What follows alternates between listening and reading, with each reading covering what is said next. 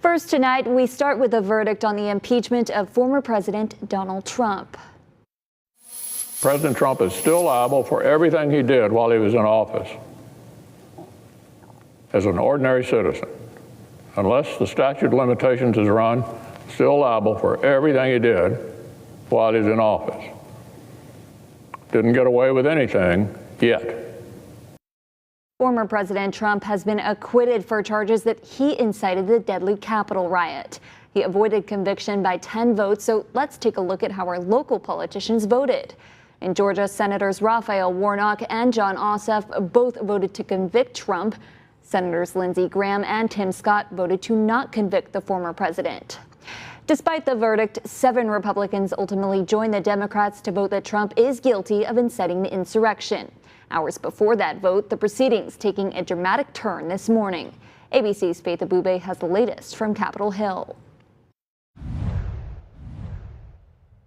Chaos and confusion on day 5 of Donald Trump's second impeachment trial. On one witness or many witnesses? Debate is not allowed during the vote. House impeachment managers in an unexpected move, forcing a vote on a resolution to call witnesses, specifically GOP Congresswoman Jaime Herrera Beutler, who voted to impeach Trump. The Congresswoman, in a statement Friday night, saying House Minority Leader Kevin McCarthy told her that during the deadly riot, Trump told McCarthy that the mob was, quote, more upset about the election theft than you are. Needless to say, this is an additional critical piece of corroborating evidence, further confirming the charges before you, as well as the president's willful dereliction of duty. Trump's defense attorney warning Democrats if the impeachment managers called one witness, he would call 100. But I have the right to defend that. The only thing that I ask, if you vote for witnesses, do not handcuff me by limiting the number of witnesses that I can have. But 3 hours into the proceedings and after 5 GOP senators joined Democrats to call witnesses, both sides agreed to call none, instead admitting Beutler's written statement into evidence. Here's the Congresswoman recalling her conversation with McCarthy to a local TV station on February 8th. He finally got through to Donald Trump and he said, you have got to get on TV, you've got to get on Twitter, you've got to call these people off. And the president's response to Kevin, to me, was chilling. He said, well, Kevin, I guess they're just more upset about the election, theft than you are. The trial then moving into closing arguments. Our reputations and our legacy will be inextricably intertwined with what we do here and with how you exercise your oath to do impartial justice.